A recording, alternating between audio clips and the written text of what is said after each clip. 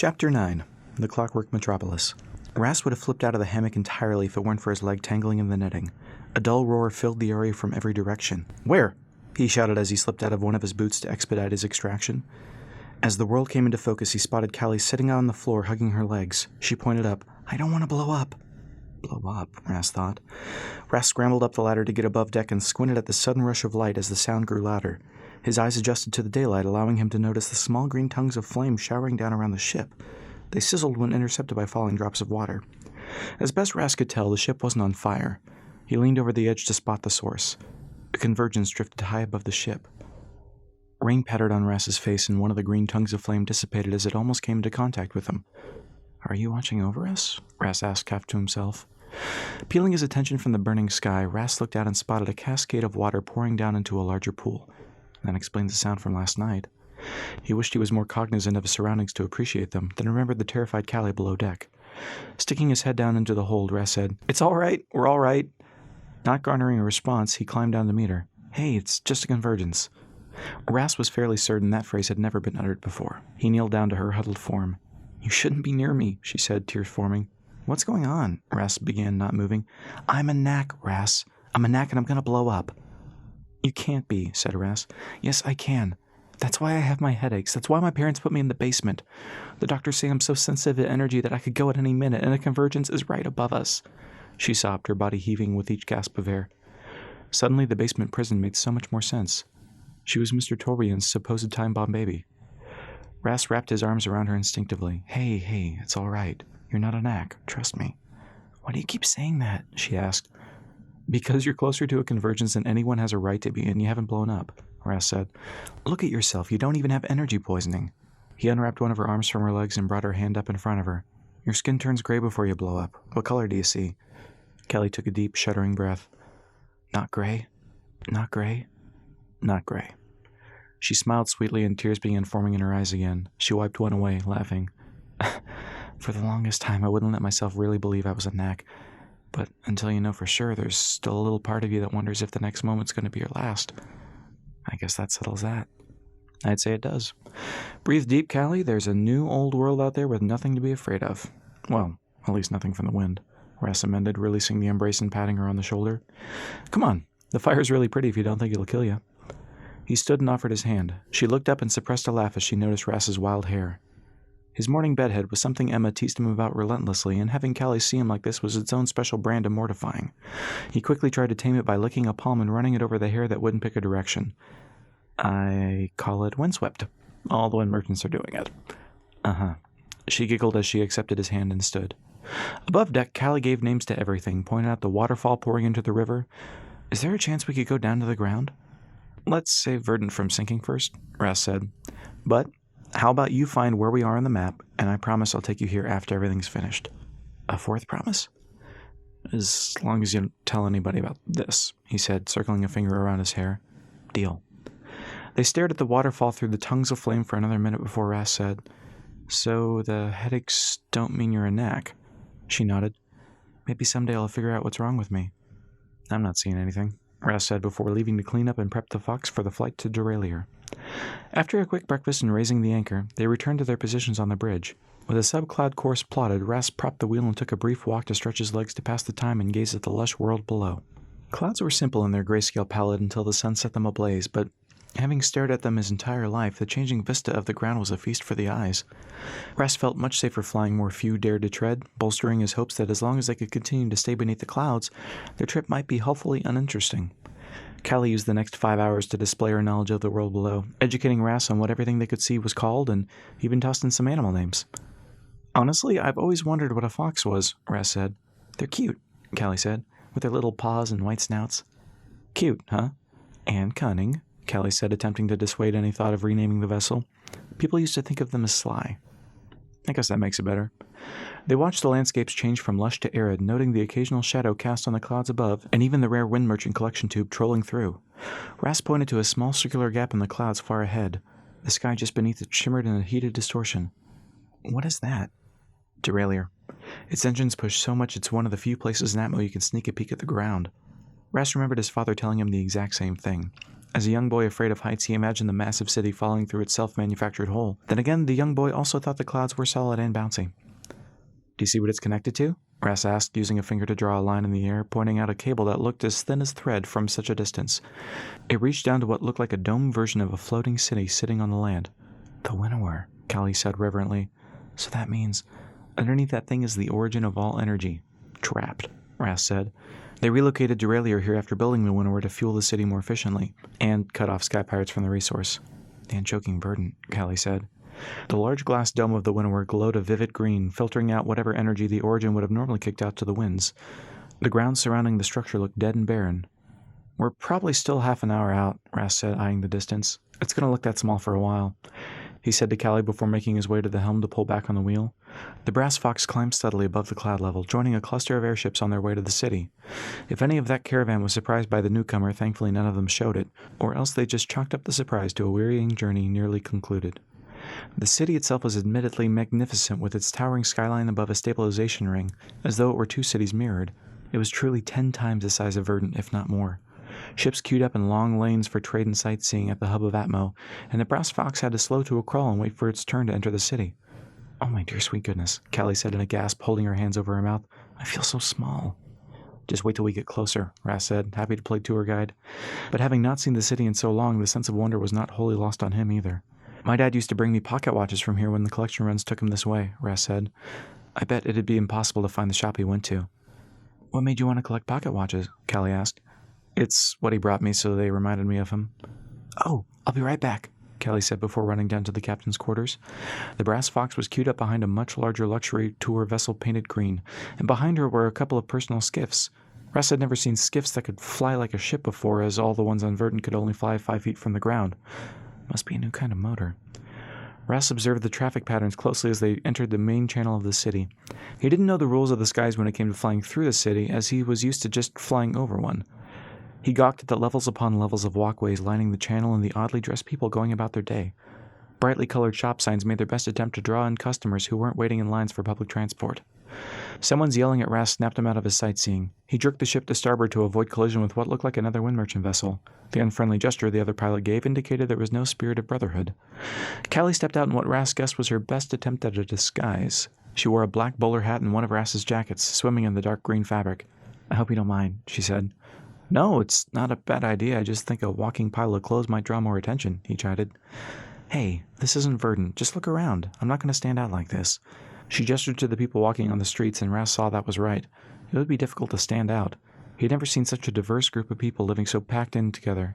Billboards and advertisements hung from tall buildings and promoted products ranging from the newest model of Helios engine to the bizarre item that Ras couldn't discern if children were supposed to play with or eat. Don't you just want to live here? Callie said, soaking in every new, weird, and fascinating detail Derailier had to offer.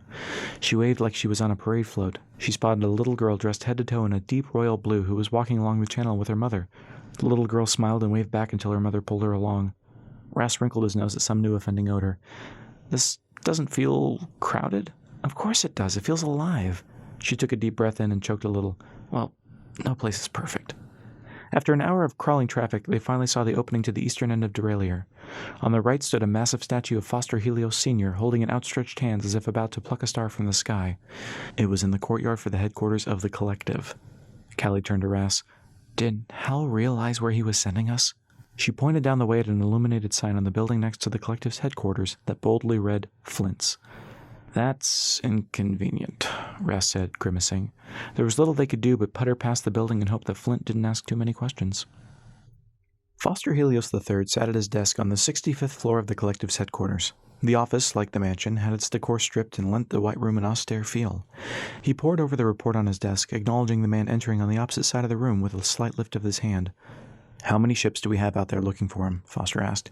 A full detachment scattered in a 300-mile radius between Derailier and the Bowl, the uniformed man said, stopping at Foster's desk.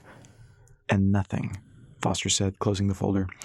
Did you send a dive team to search beneath the clouds? No, sir, I didn't imagine they would risk. What, then, do you imagine they did to evade 200 ships? Foster asked. We do have a lead on who was aboard the ship, sir, the man said. He placed 2 sheets of paper with sketches on Foster's desk. There have been reports of a kidnapper leaving the Bowl, and the vessel matches the description of the one that met with Napier. Foster nodded, then dismissed the man with a shooing gesture. Put out a bulletin across all collective ships. We want Miss Tourbillon returned safely to her father. Flyers, billboards, newspaper ads, blanket it. I want everyone to know her face." "A referral! I love referrals," Flint said, scratching his bushy beard before ushering Ras and Callie into his office. They followed the mountain of a man wearing greasy overalls and a smile through the doorway into his office. He led them into the mostly windowed room, motioning for them to sit in the iron chairs in front of his desk. "Who sent you? I'll give them a discount next time," he said with a beaming smile that crinkled his dark brown eyes. "I'm afraid we can't exactly say," Ras said. Flint plopped the bag of money on his desk and made quick work of the purse strings with his thick hands. He reached inside and extracted a note. In impeccable penmanship, it read, "Please accommodate my friends as best you can, Flint." He chuckled. "Nice friends you got." He tucked the note into a pocket next to a dingy red rag and dug deeper into the bag to see what sort of budget the young couple had. Satisfied, he looked out at the brass fox, which was held in a suspension rig. The vessel was dwarfed in his repair bay. "Let's have a look-see."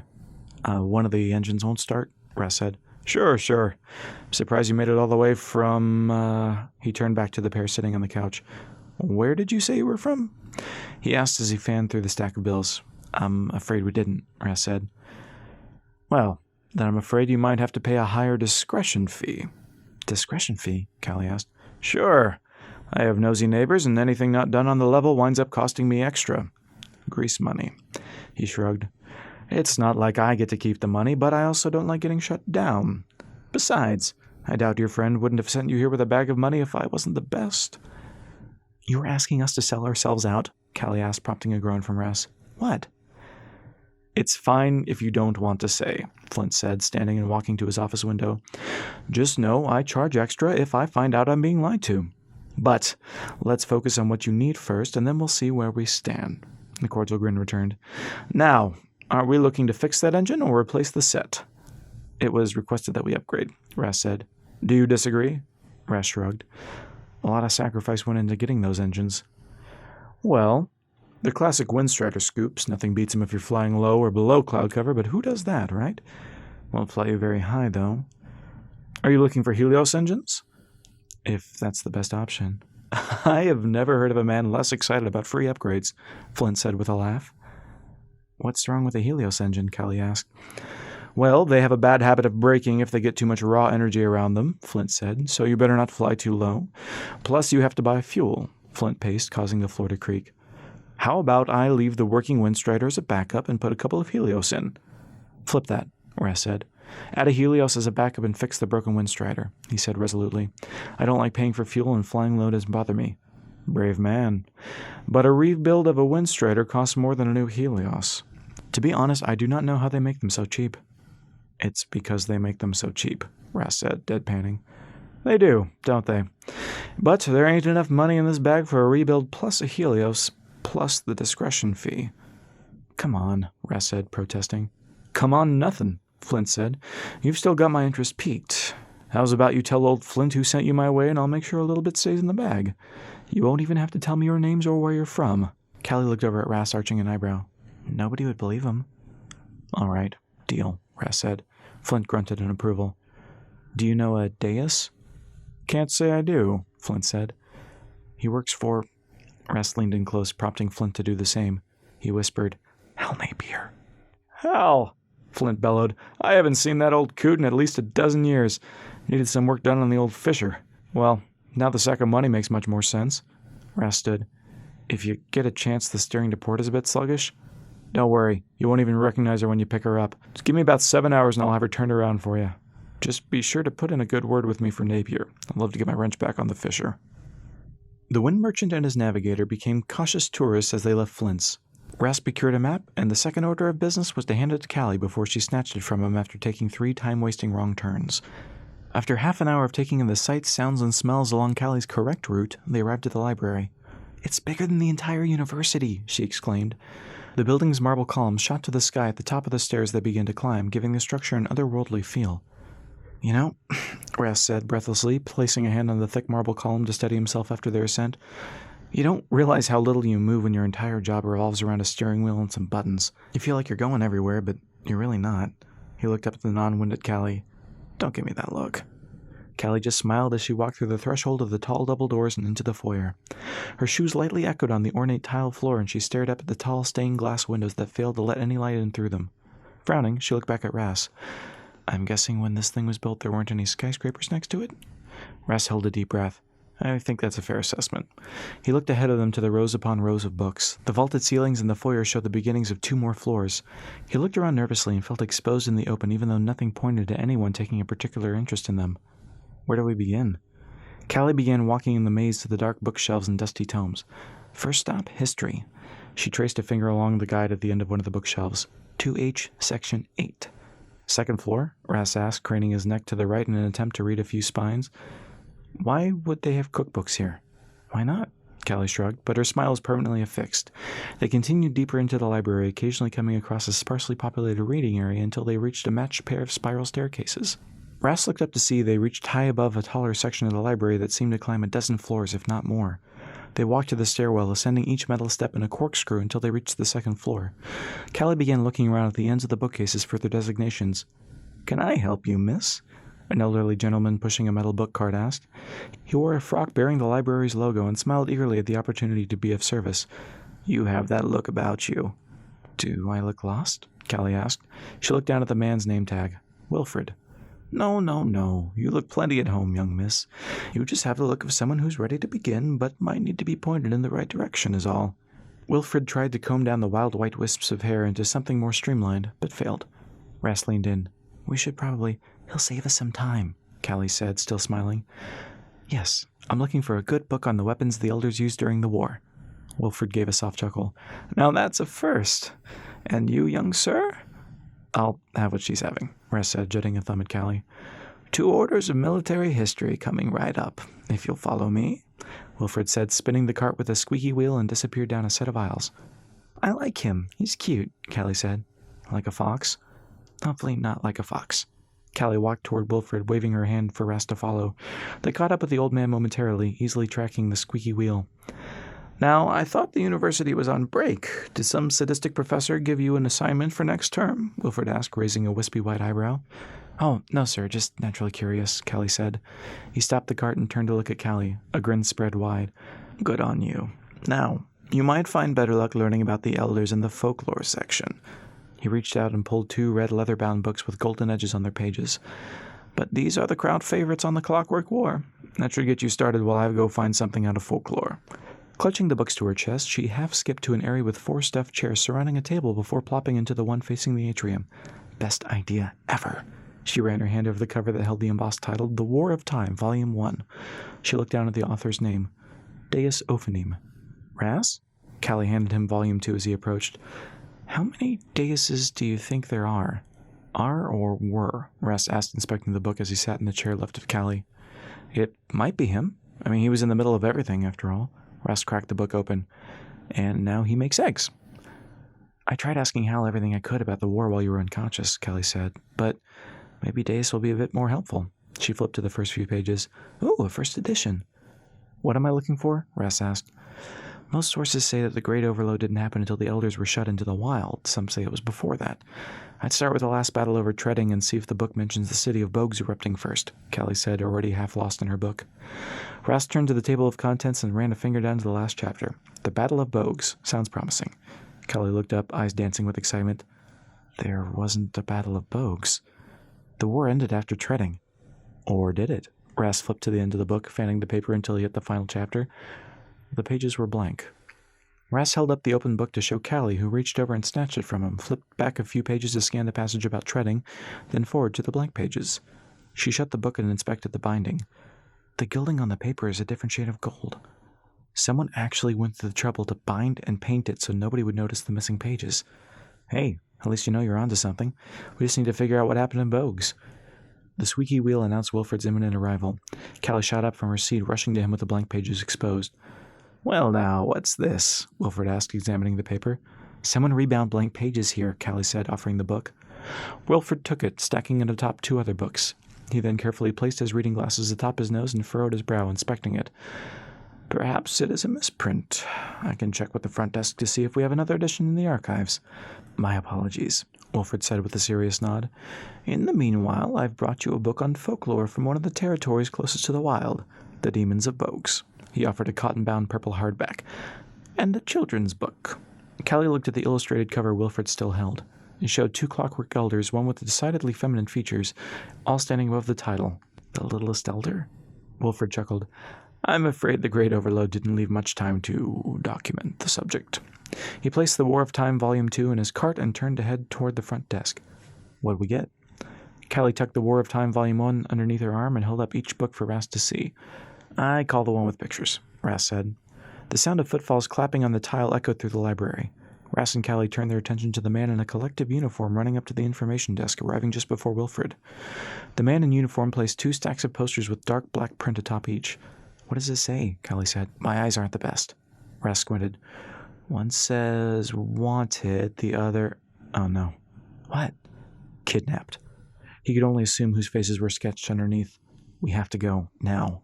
Before Wilfred could study the posters, Rast pulled Callie into an unoccupied aisle. He heard a muffled sniffle beneath the hat and oversized green jacket, and he lifted the front brim of the bowler to see Callie's wet eyes look up at him.